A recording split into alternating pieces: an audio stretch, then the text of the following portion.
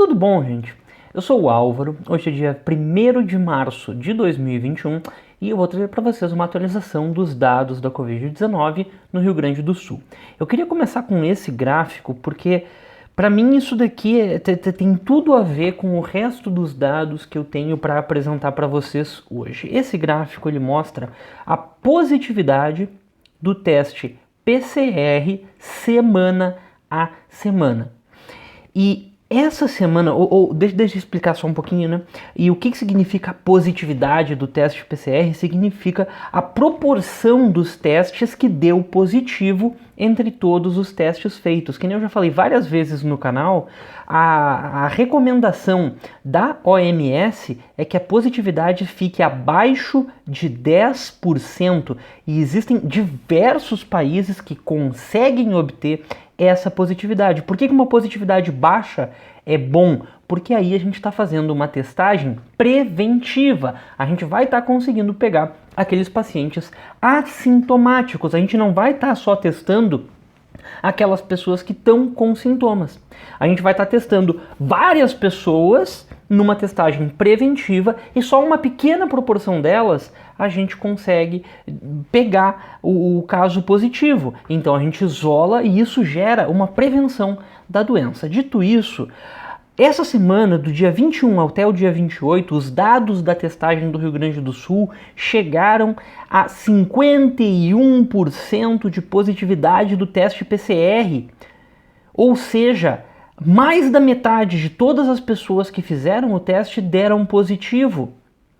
Isso é o oposto da testagem em massa. Isso é uma testagem horrível, que só não bateu recordes porque existe essa semana aqui, lá em agosto, que teve um represamento de dados, e aí os testes PCR tiveram uma positividade de 69%, mas na semana seguinte baixou para 22%, que é uma média que dentro da realidade brasileira seria aceitável. 20% é uma média que, para mim, na realidade brasileira, tá legal. E é alcançável 20% de positividade no teste PCR, pessoal. Eu tenho que dizer isso. Só que essa semana a gente chegou aqui a 51%, e eu não sei se semana que vem a gente vai estar aqui nos 20%. A minha impressão é que semana que vem a gente vai continuar aqui, que nem a gente já ficou várias vezes no 45, 40, 50. Ou seja, essa semana a positividade foi muito ruim. A gente está testando mal. O que mais que eu quero observar? A capacidade de testes PCR. A gente não está usando a capacidade estadual. Essa semana o total de testes PCR ficou aqui em 33 mil mais ou menos. E olha só como a gente já teve várias semanas acima de 40 mil. Essa semana aqui é a única semana desse período que ficou aqui em 39 mil e essa semana 33 mil. E eu nem estou falando tanto dessa semana, mas eu quero falar bastante da semana passada também. A semana aqui do dia 14 ao dia 21 foi a semana com a menor quantidade de testes realizados desde aqui de agosto do ano passado, pessoal. A gente não está utilizando a nossa capacidade de testagem. A testagem no estado do Rio Grande do Sul não está eficiente e não está usando a sua capacidade. A gente tem que aumentar essa capacidade e pelo menos usar a capacidade que a gente tem. Vamos voltar aqui para os dados. Então, o que significa essa quantidade de testes PCR? A gente está testando pouco. Mesmo quando a gente compara com a testagem que a gente pode chegar. Não estou dizendo que essas 2 semanas aqui são típicas, acima de 50 mil testes PCR. Não, tem represamento, né? Isso daqui devem ser dados de semanas anteriores, porque elas destoam muito da média dessas semanas aqui. Mas a gente pode sim facilmente chegar aqui nos 40 mil testes PCR, o que seria um aumento de 30% na testagem. Porque agora 33% a gente está aqui, poderia chegar a 40 mil. E a gente está há 4 semanas abaixo desse patamar de 33 mil. Então daria para aumentar mesmo, teria que aumentar mesmo. Então, o total de testes PCR está mostrando que a gente testa pouco e a positividade mostra que a gente está testando mal. Tá, pessoal? O estado do Rio Grande do Sul não está conseguindo uma política de testagem adequada à gravidade da situação. O que isso acarreta? acarreta que esses dados, eles acabam não sendo representativos. Não dá muito para confiar nessa quantidade de casos, porque isso daqui é uma estimativa inferior. A subnotificação está aumentando. A subnotificação, aqueles casos que a gente não detecta, está aumentando.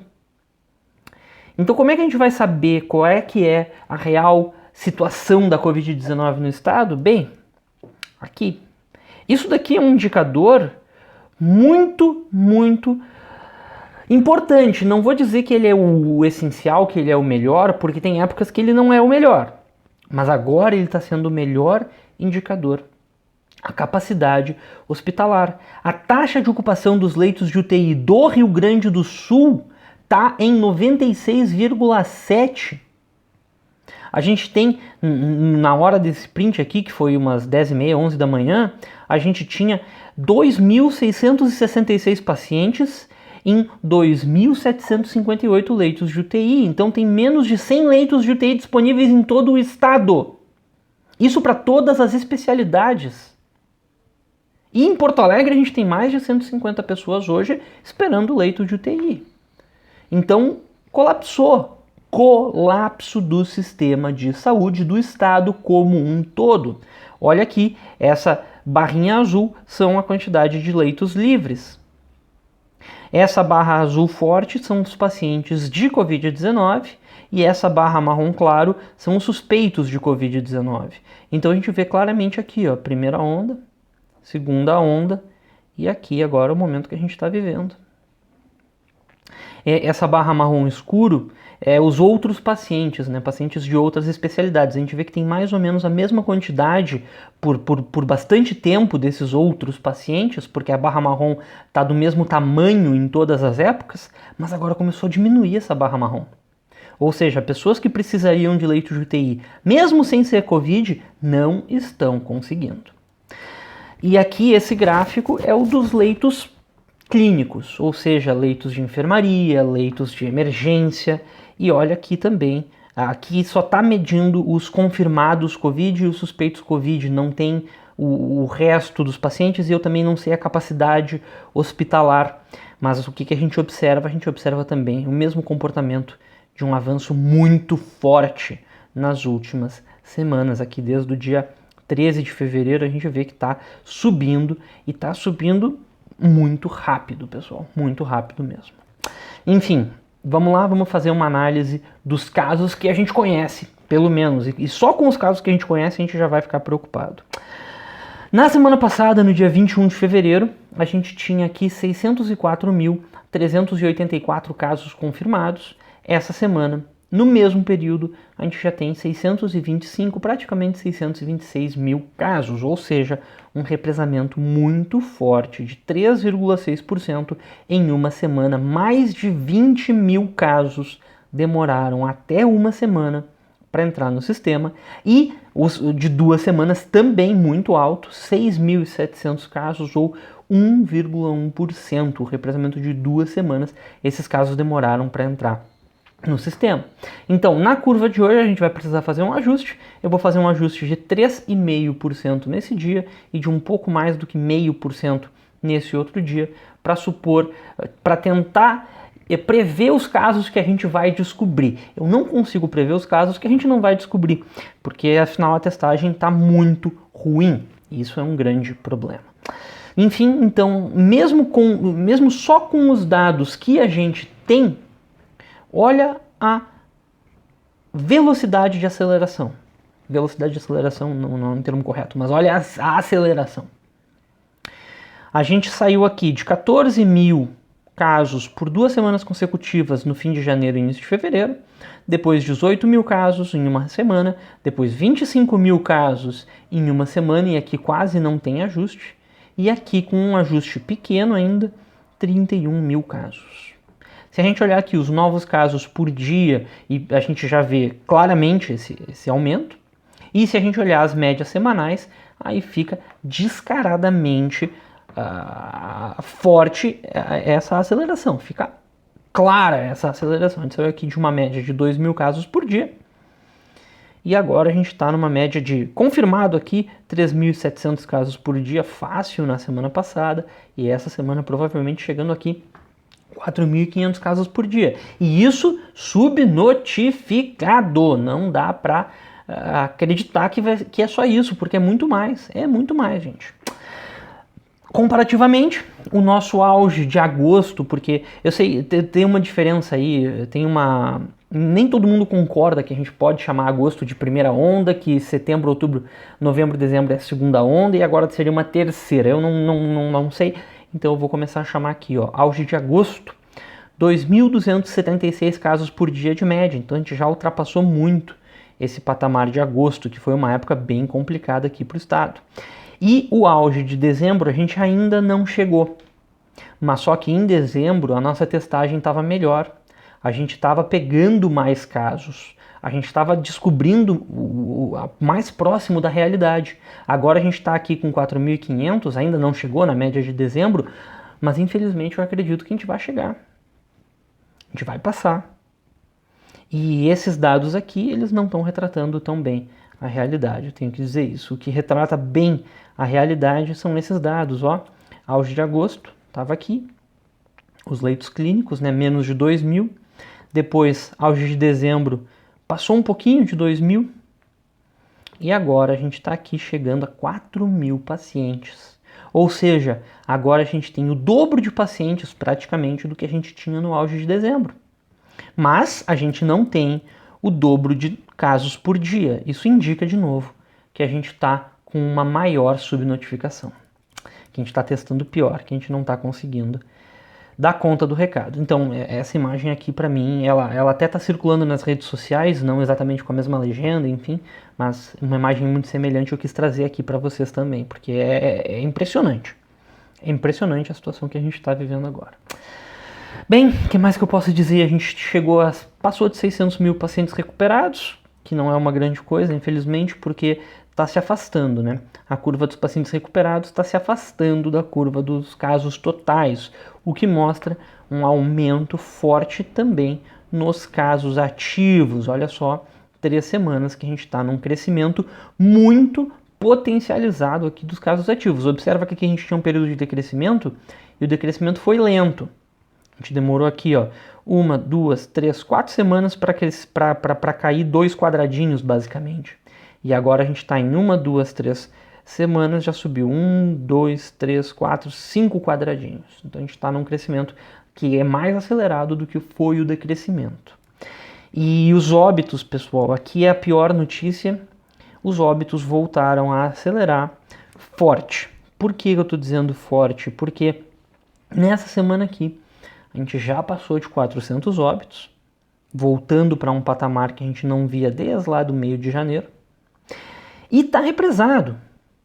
E essa semana aqui é pior ainda. A gente já passou de 405 óbitos nessa semana do dia 21 ao dia 28, sabendo que a última semana, os últimos 7 dias dos óbitos, estão sempre muito represados. Para a gente ter uma noção, na semana passada, no dia 21 de fevereiro, para o período do dia 14 ao dia 21, a gente conhecia 227 óbitos. E hoje já estabilizou em 402, ou seja, praticamente dobrou. Aumentou assim uns 80%, vamos dizer.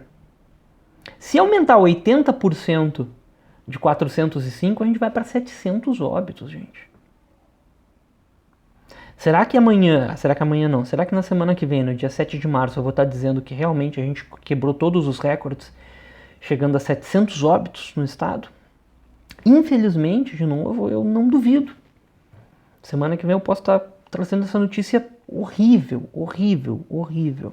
que a gente passou de 100 óbitos por dia na média. E infelizmente essa questão das UTIs, né, dos leitos lotados, vão potencializar isso. Porque a gente não está conseguindo dar o tratamento adequado para as pessoas que precisam desse tratamento. Então é natural que os óbitos aumentem. Vamos lá, vacinação, vamos tentar diminuir um pouco a frustração. Essa semana a gente recebeu novas doses, foi uma coisa boa, a gente recebeu doses tanto da vacina da AstraZeneca quanto da vacina do Butantan, da Sinovac. A gente recebeu 219.000 novas doses e aí nos permitiu aplicar 100.000 novas doses. A gente chegou aqui a 564 mil doses aplicadas no estado, entre primeira dose e segunda dose. Soma esses dois números aqui, chega aqui no 564 mil. Mas tem que acelerar, a vacinação tinha que estar acelerando. A minha esperança é que, bem, o Butantan está entregando agora doses semanais, diárias, para o governo federal, e essas doses serão repassadas para os estados. Então, espero que agora a gente consiga acelerar, ou pelo menos ter uma constância na vacinação a partir agora do mês de março. Essa sempre foi a minha expectativa, e espero que ela se cumpra, que agora em março a gente consiga vacinar com constância, que não tenha mais aqueles engasgos na vacinação. Fora isso, a notícia da semana, claro que foi essa, o decreto do governo estadual colocando o Rio Grande do Sul inteiro em bandeira preta, pessoal. Todas as regiões de saúde em bandeira preta. E aí eu queria comentar um pouquinho com vocês sobre esse decreto, porque tem muita gente confundindo a bandeira preta com lockdown. E não é a mesma coisa. Essa medida da bandeira preta ela é muito bem-vinda. Porque a gente chegou num ponto que o sistema de saúde não aguenta mais. Que não pode mais aumentar porque tem muita gente vindo a óbito por falta de atendimento. Isso não pode acontecer. Não adianta a gente ficar só aumentando o número de leitos de UTI. Porque se a pessoa precisou de um leito de UTI, a chance dela vir a óbito já é grande. Aqui no Rio Grande do Sul, exatamente, eu não tenho esse número. Mas tem um estudo que foi publicado na semana passada que diz que no Brasil, pelo menos nos 250 mil primeiras internações em UTIs, os óbitos chegaram a 60%. No Rio Grande do Sul eu sei que essa média é mais baixa, mas por que essa média é mais baixa no Rio Grande do Sul? Porque a gente conseguiu até hoje dar atendimento para todo mundo. Todo mundo que precisava de um leito de UTI até agora estava conseguindo. Só que isso mudou. Faz uns 10 dias que a gente não está mais conseguindo dar atendimento para todo mundo que precisa. Ou seja, a gente pode chegar nessa média de 60%. Então não adianta a gente aumentar o leito de UTI extenuando as equipes de saúde. A gente tem que barrar a circulação do vírus e tem essa tal da mutação P1. Essa mutação P1, qual que é o grande problema dela? A carga viral individual aumenta muito em relação à outra cepa, digamos, a normal do coronavírus, do SARS-CoV-2. Essa mutação, ela duplica, segundo um estudo que eu andei lendo, a carga viral dos pacientes. Se eu tenho o dobro de vírus, quando eu espirro, quando eu falo, quando eu tusso, eu passo o dobro de vírus para o ar. Então é como se eu fosse o dobro do contagioso. É por isso que esse vírus se espalha tão rápido. As medidas de segurança que a gente estava tomando até agora, e que várias vezes estava dando certo para o vírus, aquele outro, talvez agora comecem a falhar. As máscaras de pano, pessoal, eu já não estou mais confiando tanto. Vou falar bem a verdade para vocês. E eu ouvi de uma médica a recomendação. Se for usar máscara de pano, coloca uma máscara cirúrgica por baixo, descartável, para aumentar um pouco a proteção. Mas ela me disse também, mas o ideal é usar uma máscara profissional. Ou seja, aquelas máscaras N95 ou PFF2 ou KN95 também serve. Todas elas são máscaras que têm uma filtragem melhor. Então, se tu tiver num ambiente que tu tiver que te expor um pouco mais, que existe, porque não tá tudo fechado, utiliza uma máscara dessas. Tu não vai encontrar na farmácia, tu vai ter que ir num site de compras online, procura um vendedor com boas qualificações para não ser enganado, tá?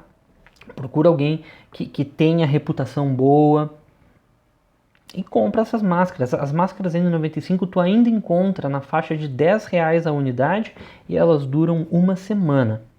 Tu ainda encontra, o mais normal tá encontrar elas a R$ 15 a unidade, as N95 de uma marca razoável, tá? Então procura aí na internet que tu acha. Tem bastante vendedor vendendo esse produto agora.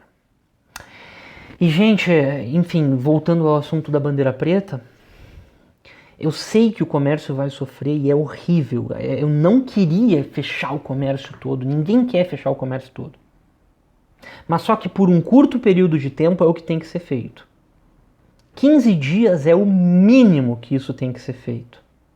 O ideal seria, no mínimo, uns 28 dias, umas 3 ou 4 semanas seria muito bom, porque aí a gente ia ver de fato os leitos de UTI diminuindo. Mas só que não é só a bandeira preta que tinha que estar sendo feita. Tinha que estar sendo feito um lockdown de verdade. Qual é a diferença da bandeira preta para o lockdown? A bandeira preta está fechando quase tudo, com algumas exceções. Abriram várias flexibilizações da bandeira preta. Não acho que deveriam, mas enfim. E não tem nenhuma restrição à mobilidade urbana. As pessoas podem continuar circulando livremente. O lockdown, ele é o fechamento um pouco mais rigoroso do que está sendo feito do comércio, aliado com a restrição da mobilidade urbana, ou seja, as pessoas são proibidas de saírem de casa a não ser para realizar atividades essenciais. Por exemplo, se for um trabalhador essencial, pode sair de casa para ir trabalhar, mas não poderia sair de casa para ir dar uma volta na Redenção. Entende? Eu, que não sou trabalhador essencial no sentido que eu não preciso estar presencialmente no meu trabalho, eu não posso sair de casa para ir dar uma volta na Redenção, mas eu posso ir no supermercado, eu posso ir numa farmácia, eu posso ir num hospital. Então isso seria um lockdown. Por enquanto, o Rio Grande do Sul não fez lockdown, tá, gente? Eu acho que devia fazer. Por mínimo umas 4 semanas. E aí, e a economia, né?